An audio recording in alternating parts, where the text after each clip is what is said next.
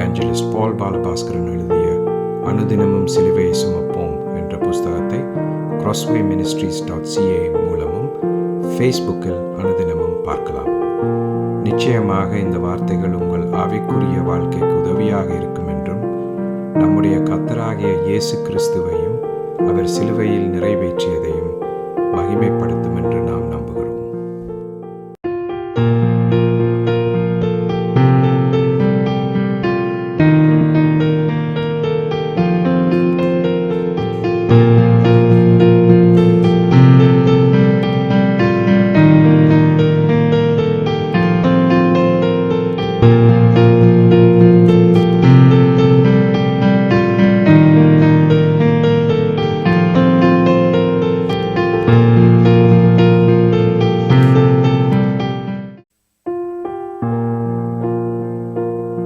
இவாஞ்சலிஸ்ட் பால் பாலபாஸ்கரன் கொடுக்கும் சிலுவையின் செய்தியை கேட்டுக்கொண்டிருக்கும் யாவரையும் இச்செய்தி மூலமாக சந்திப்பதில் பெரும் மகிழ்ச்சி அடைகிறோம். கர்த்தராகிய இயேசு கிறிஸ்துவனுடைய கிருபையும் தேவனுடைய அன்பும் பரிசுத்த ஆவியானவருடைய ஐக்கியமும் உங்கள் அனைவரோடும் கூட இருப்பதாக. ஆமென்.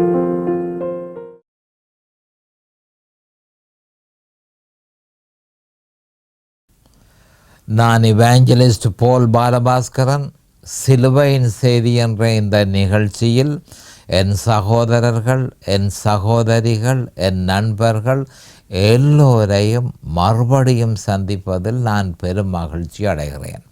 இந்த அருமையான நேரத்தை கர்த்தராகிய இயேசு கிறிஸ்து எங்களுக்கு ஒதுக்கி தந்திருக்கிறார். இந்த நேரத்தில் கர்த்தருடைய வேத வார்த்தைகளை உங்களோடு பகிர்ந்து கொள்வது எனக்கு மிகுந்த சந்தோஷத்தை அளிக்கிறது என்பதை நீங்கள் அறிந்து கொள்ள வேண்டும். கர்த்தருடைய வார்த்தை என சொல்லப்படும் பொழுது அது எந்த காலத்திலும் சிலுவையில் அறையப்பட்ட இயேசு கிறிஸ்துவையே பிரகடனப்படுத்துகிறதான்ற உண்மையை நாம் தெளிவாக அறிந்து அந்த உண்மையை நம்முடைய இருதயத்தில் உறுதியாக நாட்டி வைத்திருக்க வேண்டும். ஏனென்று சொன்னால் முழு சுவிசேஷமுமே கர்த்தருடைய வார்த்தை. சிலுவையில் அறையப்பட்ட இயேசு கிறிஸ்துவே சுவிசேஷம் என்பதை நாம் தெளிவாக அறிந்து கொள்ள வேண்டும். ஆனபடியால் கர்த்தருடைய வார்த்தை என சொல்லப்படும் பொழுது எந்த காலமும் அவருடைய வாயினிலிருந்து புறப்பட்ட வார்த்தையே கர்த்தருடைய வார்த்தை. அப்போ அந்த வார்த்தையை பற்றி என்ன சொல்லப்பட்டிருக்கிறது? மத்தேயு 4:4 மனுஷன் அப்பத்தினால மாத்திரமல்ல தேவனுடைய வாயிலிருந்து புறப்படுகிற ஒவ்வொரு வார்த்தையினாலுமே பிழைப்பான் என்று சொல்லப்பட்டிருக்கிறபடியால் கர்த்தருடைய வார்த்தையை நாம் மிகவும் அவதானமாக பேணி பாதுகாத்து பராமரித்து அதை விசுவாசித்து அதனுடைய பலாபலன்களை எல்லாவற்றையும் நாம் பெற்றுக்கொள்ள வேண்டும். இப்பொழுது நாம் வேத வாக்கியத்துக்கு போவோம். ரோமர் 8:35 மிக முக்கியமான ஒரு வேத வாக்கியம். அநேகமான கிறிஸ்தவர்கள் இந்த அனுபவத்தை எப்படியோ சந்திக்க வேண்டி வருகிறது என்பதை நாம் அறிந்து கொள்ள வேண்டும். ஏனென்று சொன்னால் அவ்வளவு இலகுவான விஷயம் அல்ல விசுவாசத்தை பராமரிக்கிறது. ஆனபடியால் பல்வேறு விதமான உபத்திரவங்களுக்கு நாங்கள் கர்த்தரால் அனுமதிக்கப்படுவோம் என்றதை கிறிஸ்தவர்கள் தெளிவாக அறிந்து கொள்வார்களாக. ரோமர் 8:35 என்ன சொல்லப்பட்டிருக்குன்னு சொன்னால், உமது நிமித்தம் கர்த்தராகிய இயேசு கிறிஸ்துவை என்னுடைய சொந்த இரட்சகராக ஏற்றுக்கொண்டதன் நிமித்தம் உமது நிமித்தம் எந்நேரமும் கொல்லப்படுகிறோம், அடிக்கப்படும் ஆடுகளைப் போல எண்ணப்படுகிறோம் என்று எழுதியிருக்கிறபடி நேரிட்டாலும் என்று பவுல் அப்போஸ்தலர் சொல்லியிருக்கிறார். இதற்கு நான் தெரிந்து கொண்ட தலையங்கம் எந்நேரமும் கொல்லப்படுகிறோம், அடிக்கப்படும் ஆடுகளைப் போல எண்ணப்படுகிறோம். இதற்கு நான் தெரிந்து கொண்ட தலையங்கம் எந்நேரமும் கொல்லப்படுகிறோம், அடிக்கப்படும் ஆடுகளைப் போல எண்ணப்படுகிறோம்.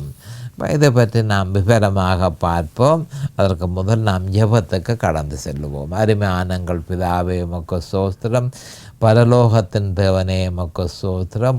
உம்முடைய குமாரன் இயேசு கிறிஸ்துவே பலியாக சிலுவையிலே ஒப்பு கொடுத்து அவருடைய வெளியேறப்பெற்ற இரத்தத்தினால் தேவரை நிலங்கள் எல்லோரையும் மீட்டு கொண்டீர். அதற்காக இன்றைக்கும் ஸ்தோத்திரம் பிதாவே. உம்முடைய குமாரன் இயேசு கிறிஸ்துவனுடைய இரத்தத்தினாலே எங்களுடைய பாவங்கள் எல்லாவற்றையும் கழுவி பாவத்தின் கடன்கள் எல்லாவற்றையும் கொடுத்து தீர்த்து பாவத்தின் பிடியிலிருந்தும் தேவரீர் நீர் எங்களை விலக்கி விட்டீரே. அதற்காக உமக்கு இன்றைக்கும் ஸ்தோத்திரம் பிதாவே. நாங்களோ அந்த பாவத்துக்கு மரித்து எங்கள் கர்த்தராகிய இயேசு கிறிஸ்துவுக்குள் தேவனுக்கென்று படைத்திருக்கிறோம். இந்த நேரத்தில் இதனை கேட்டுக்கொண்டிருக்கும் என் சகோதரர்கள், என் சகோதரிகள், என் நண்பர்கள் எல்லோரையும் தேவரையில் ஆசீர்வதித்து அபிஷேகித்து பிரகாசமான மனக்கண்களை அவர்களுக்கு கொடுத்து உம்முடைய வேத வார்த்தைகளை அறிந்து கொள்ளக்கூடிய பாக்கியத்தையும் அவர்களுக்கு கொடுத்தருள வேணுமென்றும் அவர்களுடைய ஆவிக்குரிய கண்களை திறந்து ஆவிக்குரிய செவிகளை திறந்து உணரக்கூடிய இருதயத்தை அவர்களுக்கு கொடுத்தருள வேணுமென்றும் அதே நேரம் அடியேனையும் அபிஷேகித்து உம்முடைய வார்த்தைகளை நிதானமான முறையில் போதிக்கத்தக்கதாக உம்முடைய பரிசுத்த ஆவியானவர் தாமே முன்னின்று போதனையை செய்ய வேண்டுமென்று இயேசு கிறிஸ்துவின் நாமத்தினால் கேட்டுக்கொள்கிறேன் பிதாவே. ஆமேன் அண்ட் ஆமேன் அண்ட் ஆமேன். அப்போ உமது நிமித்தம் கவனமாக கேட்டுக்கொள்ளுங்கள். உமது நிமித்தம் எந்நேரமும் கொல்லப்படுகிறோம், அடிக்கப்படும் ஆடுகளைப் போல எண்ணப்படுகிறோம் என்றதுக்கு என்ன காரணத்துக்காக அப்படி நடக்குதுன்றதை நாம் முதலில் அறிந்து கொள்ள வேணும். அப்போ தேவனுடைய ஜனங்கள் இஸ்ரவேலியர்களை நாம் உதாரணமாக எடுத்துக்கொள்ளும் பொழுது அவர்கள் யெகோவாவை ஏற்றுக்கொண்டவர்கள், ஒரே ஒரு தேவனை ஏற்றுக்கொண்டவர்கள். ஆனால் சடுதியாக என்ன மாதிரி என்று சொன்னால் தங்களுடைய விசுவாசத்தை திசை திருப்பி விக்கிரகங்களை ஆராதிக்கிறதுக்கு அவர்கள் வழிகிட்டார்கள். இதை பற்றித்தான் அவர்கள் செய்த தவறுகள் எல்லாவற்றையும் எசேக்கியேலை கூட்டிக் கொண்டு போய் கர்த்தராகிய ஆண்டவர் இதோ ஜனங்கள் செய்கிற மோசமான செயல்களை பார், நரகலான அருவருப்பான விக்கிரகங்களை அவர்கள் என்ன காரணத்துக்காக அவர்கள் ஆராதிக்கிறார்கள், அதை நோக்கி அவர்கள் ஏன் போகிறார்கள் என்றதை நான் அறியலாமல் இருக்கு. இவர்கள் இந்த மாதிரி செய்கிறபடினால அவர்களுடைய இருதயங்கள் எனக்கு தெரியும், என்ன காரணத்துக்காக அவர்கள் செய்கிறார்கள் என்பதும் எனக்கு தெரியும். ஆனபடியால் நான் அதை பொறுத்து கொள்ள மாட்டேன் என்று சொல்லி அவர் என்ன சொல்கிறார்? எசேக்கியேல் 8:18 சொல்லியிருக்கிறார், ஆகையால் நானும் இவர்கள் இந்த மாதிரி எனக்கு எதிராக செய்கிறபடியினாலும் எனக்கு முன்பாகவே எனக்கு எரிச்சலை ஏற்படுத்தக்கூடிய விக்கிரகங்கள், அந்த விக்கிரகங்களை எனக்கு முன்பாக அவர்கள் ஆராதிக்கிறார்கள், எனக்கு முன்பாக அதற்கு புகை காண்பிக்கிறார்கள். இந்த மாதிரி இவர்கள் செய்கிறபடியினால நானும் உக்கிரத்தோடே காரியத்தை நடத்துவேன், அவ்வளவு லேசாக இவர்களை நான் தப்ப விடுவேன் என்று சொல்லி அவர்கள் எதிர்பார்க்கக்கூடாது. நானும் உக்கிரத்தோடே காரியத்தை நடத்துவேன், என் கண் தப்ப விடுவதில்லை, நான் இறங்குவதில்லை. அவர்கள் மகா சத்தமாய் என் செவிகள் கேட்க கூப்பிட்டாலும் அவர்களுக்கு நான் செவி கொடுப்பதில்லை என்றார். அப்போ இதே மாதிரி தான் அநேகமான கிறிஸ்தவர்கள், அது அப்படி அநேகமான கிறிஸ்தவர்கள் என்று நீங்கள் சொல்லுவீர்கள். ஏனென்று சொன்னால் சிலுவையில் அறையப்பட்ட இயேசு கிறிஸ்துவை பற்றிய உபதேசம் அதிகமாக 100க்கு 1% ஒரு வீதம் உள்ள சபைகளிலேயே இந்த சிலுவையில் அறையப்பட்ட இயேசு கிறிஸ்துவை பிரசங்கிக்கப்படுகிறதில்லை. மறுபடியும் சொல்லுகிறேன், சிலுவையில் அறையப்பட்ட இயேசு கிறிஸ்துவை பற்றி ஒரு விதமாகுதல் அநேகமான சபைகளில் பிரசங்கிக்கப்படுவதில்லை.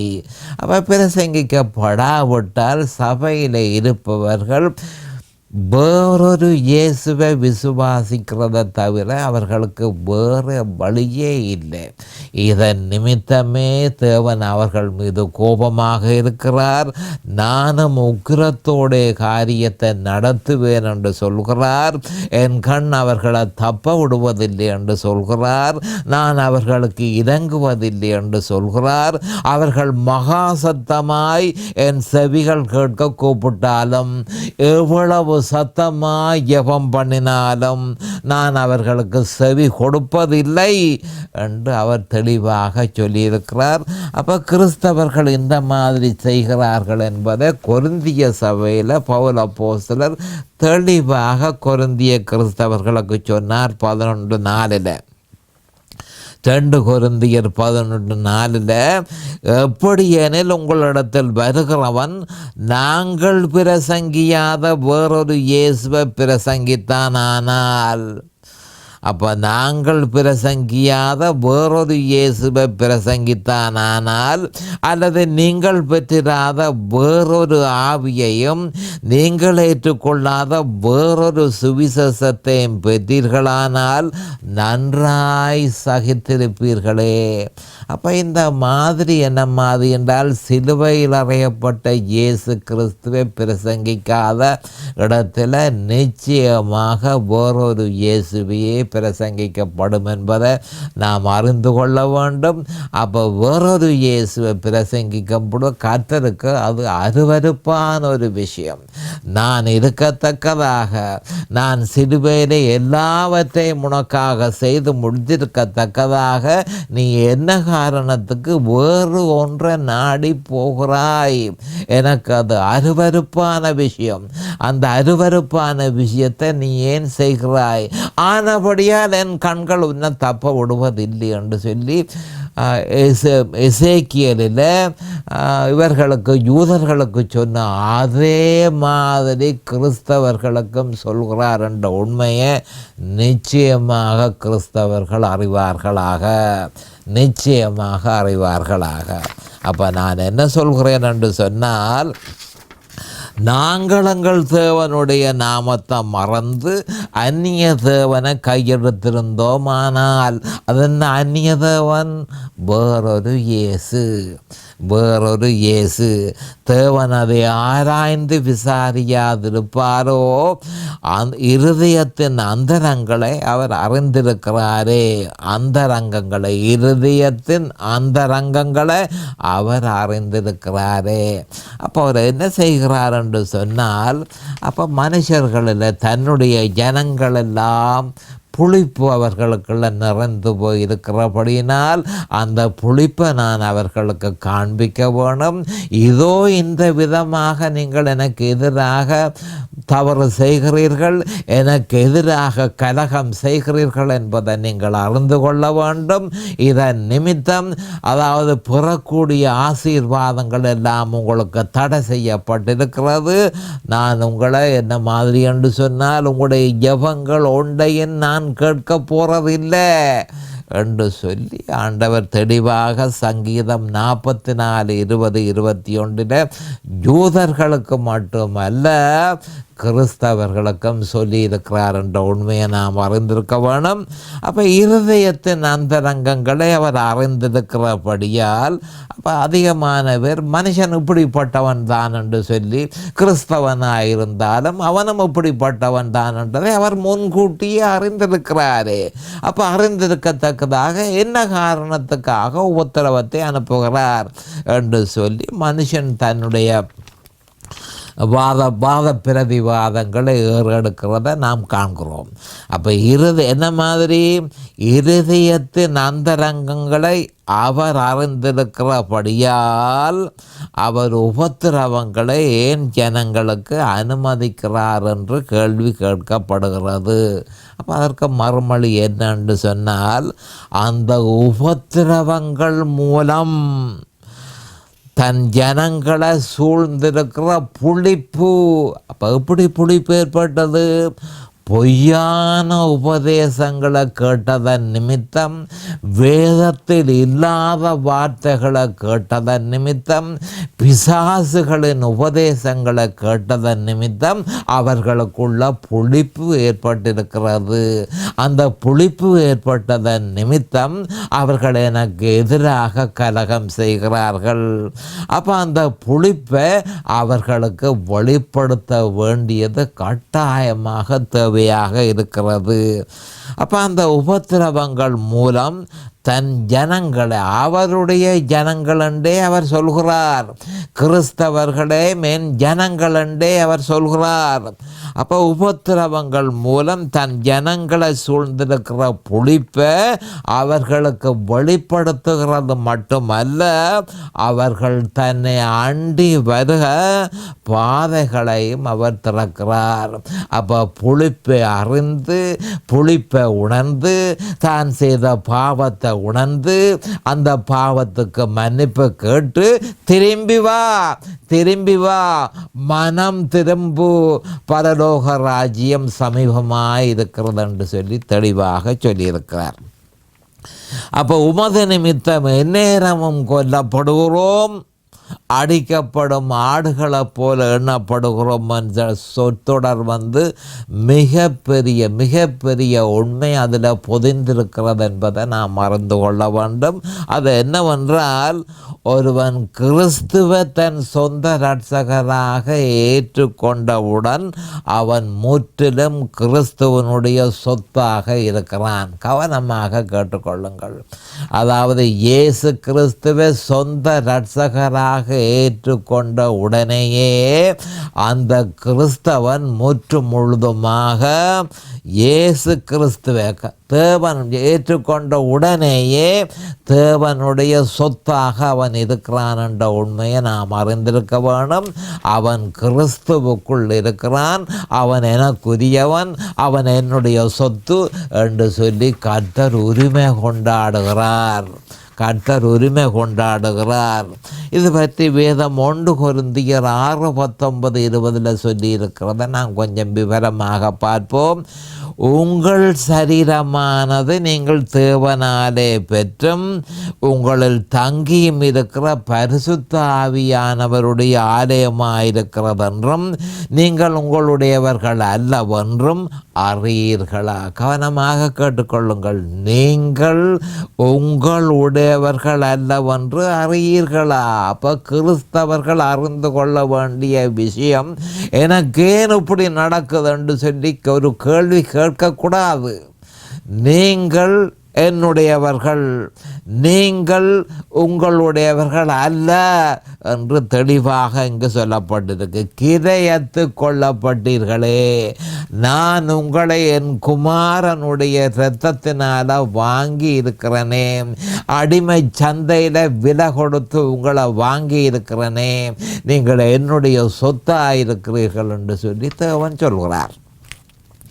அப்போ கிரயத்து கொள்ளப்பட்டீர்களே, ஆகையால் தேவனுக்கு உடையவைகளாகிய உங்கள் சரீரத்தினால, ஆவி ஆத்துமா சரீரமெல்லாம் தேவனுக்குரியது.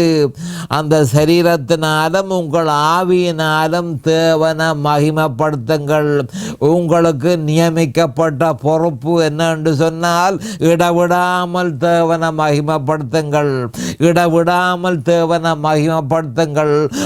பாதாளத்துக்குள்ள போக விடாமல் தன் குமாரனை அனுப்பி அவருடைய இரத்தத்தினாலே என்னை மீட்டு கொண்டு தன்னுடைய சொத்தாக தன் குமாரனுக்குள்ள என்னை வைத்திருக்கிறாரே, அதற்காக இன்றைக்கும் சோஸ்திரம் பிதாவே. இடவிடாமல் சோஸ்தரிக்க வேண்டியது தான் உங்களுக்கு நியமிக்கப்பட்ட பொறுப்பு. அப்போ உங்களுடைய சரீரத்தினாலும் உங்களுடைய ஆவியினாலும் உங்களுடைய ஆத்மாவாலும் இடவிடாமல் தேவனை மகிமைப்படுத்துங்கள் என்று சொல்லி 1 கொரிந்தியர் 6:19-20 பரிசுத்த ஆவியானவர் பவுல் அப்போஸ்தலர் மூலம் தெளிவாக சொல்லியிருக்கிறார். அப்போ இதனுடைய ஆவிக்குரிய கருத்தை பார்ப்போம் விவரமாக. அந்த 1 கொரிந்தியர் 6:19-20 சொல்லப்பட்டதை பற்றி கொஞ்சம் விவரமாக பார்ப்போம். உங்கள் சரீரமானது நீங்கள் தேவனாலே பெற்றும் உங்களில் தங்கியும் இருக்கிற பரிசுத்த ஆவியினுடைய ஆலயமாக இருக்கிறது என்றும் அதனுடைய அர்த்தத்தை நாங்கள் கொஞ்சம் அறிய வேண்டியது அவசியமாக இருக்கிறது. அப்போ அதை என்ன சொல்லுகிறது? இதன் ஆவிக்குரிய பொருள் என்னவென்றால், உங்களுக்கு ஒரு உண்மை தெரிய வேண்டும். அது என்ன உண்மை? மறுபிறப்பு பெற்ற ஒவ்வொரு கிறிஸ்தவனுடைய சரீரமும் மறுபிறப்பு பெற்ற ஒவ்வொரு விசுவாசியினுடைய சரீரம் பரிசுத்த ஆவியானவருடைய உறைவிடமாக இருக்கிறது.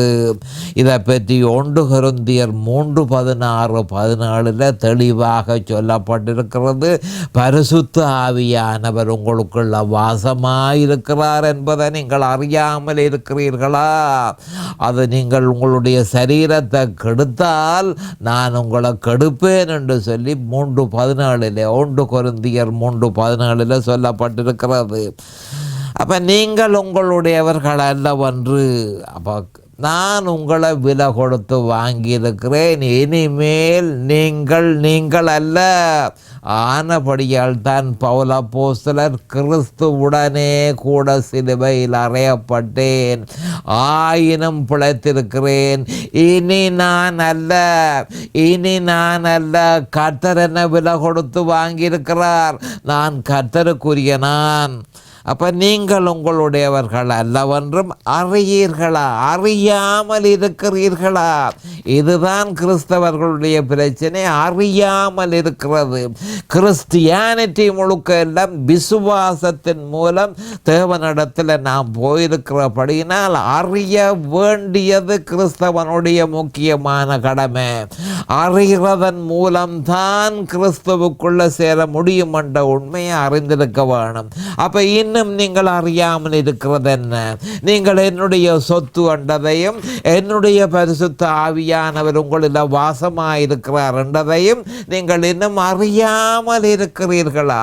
நீங்கள் உங்களுடையவர்கள் அல்ல, உங்களை நான் விலை கொடுத்து வாங்கியிருக்கிறேன். கிரயத்து கொள்ளப்பட்டீர்களே, விலை கொடுத்து வாங்கப்பட்டீர்களே, அறிந்து கொள்ளுங்கள். விலை கொடுத்து வாங்கப்பட்டீர்கள். அந்த விலை என்ன? கல்வாரி சிலுவையில் கிறிஸ்துவினால் சிந்தப்பட்ட விலையேறப்பெற்ற இரத்தமாகும். தேவாதி தேவன் எனக்காக சிந்தி இருக்கிறார், எனக்காக தன்னுடைய இரத்தத்தை சிந்தி இருக்கிறார். அதை விலையாக கொடுத்து நான் உன்னை வாங்கி இருக்கிறேன். ஆகையால் உன்னுடையதெல்லாம் என்னுடையது. ஆகையால் தேவனுக்கு உடையவைகளாகிய, இதன் பொருள் நம்முடையதெல்லாம் தேவனுடையது. அந்த சிந்தனையோடையே நாம் சகலதையும் கையாள வேண்டும் என்ற உண்மையை ஒவ்வொரு கிறிஸ்தவர்களும் அறிந்து கொள்ள வேண்டும். உங்கள் சரீரத்தினாலும், உங்கள் சரீரம் எது? பரிசுத்த ஆவியானவர் வாசம் செய்கிற வீடு. ஆனபடியால் தேவனை மகிமைப்படுத்துங்கள். ஏன் தேவனை மகிமைப்படுத்துங்கள்? நாம் தேவனால் உருவாக்கப்பட்டோம். நாம் வழி தவறி போனோம். அவரோ பெரும் விலையை கொடுத்து எங்களை வாங்கி இருக்கிறார். ஆனபடியால் ஒருவன் கிறிஸ்துவை ஏற்றுக்கொண்ட உடனே தன் ஜீவனை இழந்து போகிறான். கிறிஸ்துவை ஏற்றுக்கொண்ட உடனே தன் ஜீவனை இழந்து போகிறான். நம்முடைய கர்த்தராகிய இயேசு கிறிஸ்து இது பற்றி பிரஸ்தாபிக்கையில் மத்தேயு 16:25 தன் ஜீவனை ரட்சிக்க விரும்புகிறவன் அதை இழந்து போவான். என் நிமித்தமாக தன் ஜீவனை இழந்து போகிறவன் அதை கண்டடைவான் என கூறியிருக்கிறார். அப்போ இதனுடைய ஆவிக்குரிய பொருள் என்னென்று சொன்னால், கிறிஸ்துவின் சிலுவைக்கு அப்பால் சென்று தன் ஜீவனை ரட்சிக்க விரும்புகிறவன் அதனை இழந்து போவான். கிறிஸ்துவின் சிலுவை மூலமே ஜீவனை பெற்றுக்கொள்ள முடியும், ஜீவனை பாதுகாத்து கொள்ள முடியும் என்பதை கிறிஸ்தவர்கள் அறிந்து கொள்ள வேணும். தன் ஜீவனை இழந்து போகிறவன் என்பதன் பொருள் தன்னுடைய ஜீவனை கிறிஸ்துவுக்காக இழந்து போவதாகும். அதனை சிலுவை மூலமாக, கிறிஸ்துவின் சிலுவை மூலமாகவே நிறைவேற்ற முடியும். அப்படி செய்பவன் புதிதான ஜீவனை பெற்றுக்கொள்கிறான் என்று சொல்லி ரோமர் 6:3-5 தெளிவாக சொல்லப்பட்டிருக்கு. இப்படி இருக்க அநேகமான விசுவாசிகள் ரட்சிக்கப்பட்டவுடன் தவறுதலாக தம்முடைய நாளாந்த கிறிஸ்தவ வாழ்க்கையின் போது இப்பூமியில் பரதீச தமக்கு கட்ட முயற்சிக்கிறார்கள். கவனமாக கேட்டுக்கொள்ளுங்கள். நீங்கள் என்னுடையவர்கள், நான் உங்களை விலை கொடுத்து வாங்கினேன், இனிமேல் நீங்கள் அல்ல, நீங்கள் உங்களுக்குள்ளே என்னுடைய ஆவி இருக்கிறார், பரிசுத்த ஆவியானவர் வாசம் செய்கிற வீடு என்று சொல்லி இருக்கத்தக்கதாக கிறிஸ்தவர்கள் இயேசு கிறிஸ்துவை ஏற்றுக்கொண்ட பிறகு இந்த பூமியை பற்றியே சிந்திக்கிறார்கள். பூமியில பரதீச கட்டி போடுவோம் என்று சொல்லி அநேகமான கிறிஸ்தவர்கள் சிந்திக்கிறார்கள்.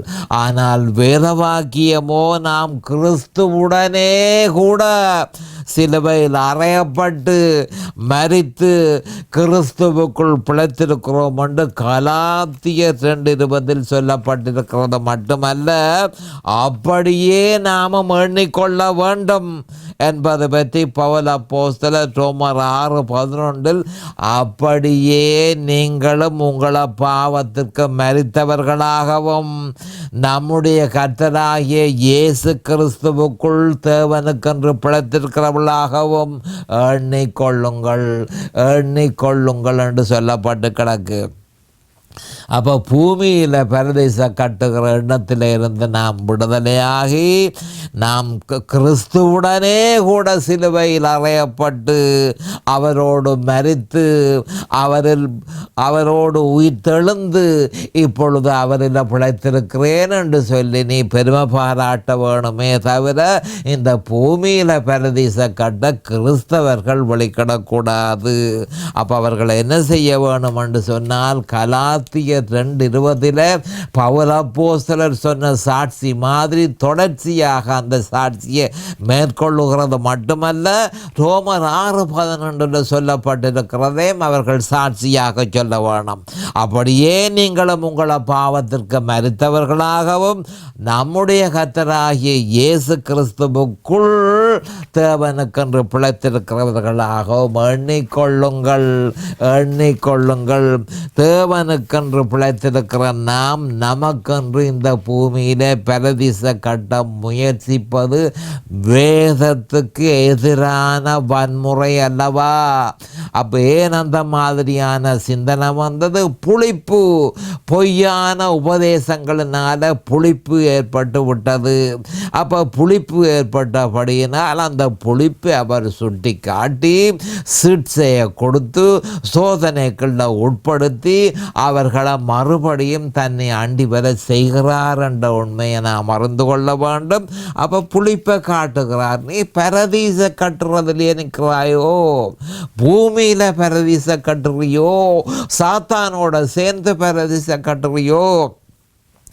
கிறிஸ்துவின் சிலுவையை பற்றி ஏன் அப்படியான எண்ணங்கள் சிந்தனைகள் வெளிக்கிட்டது?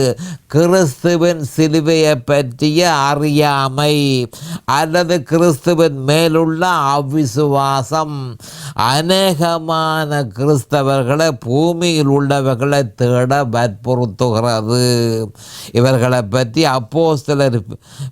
பவுல் அப்போஸ்தலர் பிலிப்பியர் 3:17-20 சொல்லி இருக்கிறத நாம் கவனமாக பார்ப்போம். சகோதரர்களே, கிறிஸ்தவர்களுக்கு சொல்லப்படுகிறது, நீங்கள் என்னோடே கூட பின்பற்றுகிறவர்கள் ஆகி நாங்கள் உங்களுக்கு வழிகாட்டுகிறபடி நடக்கிறவர்களை மாதிரியாக நோக்குங்கள்.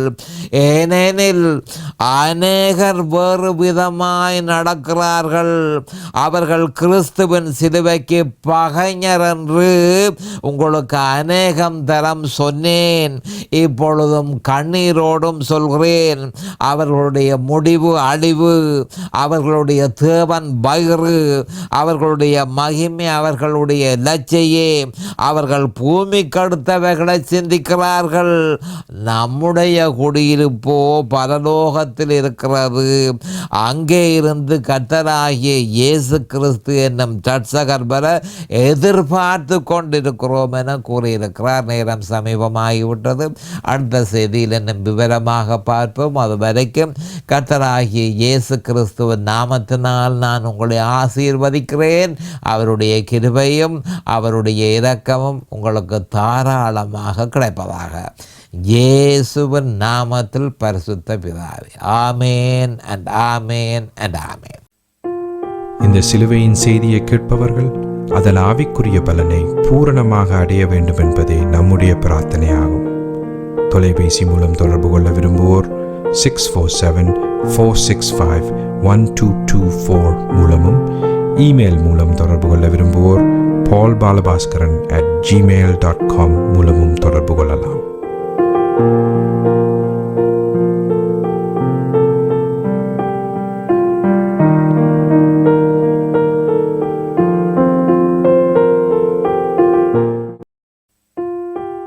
இவாஞ்சலிஸ்ட் பால் பாலபாஸ்கரன் எழுதிய அனுதினமும் சிலுவையை சுமப்போம் என்ற புஸ்தகத்தை crosswayministries.ca மூலமும் ஃபேஸ்புக்கில் அனுதினமும் பார்க்கலாம். நிச்சயமாக இந்த வார்த்தைகள் உங்கள் ஆவிக்குரிய வாழ்க்கைக்கு உதவியாக இருக்கும் என்றும், நம்முடைய கர்த்தராகிய இயேசு கிறிஸ்துவையும் அவர் சிலுவையில் நிறைவேற்றியதையும் மகிமைப்படுத்த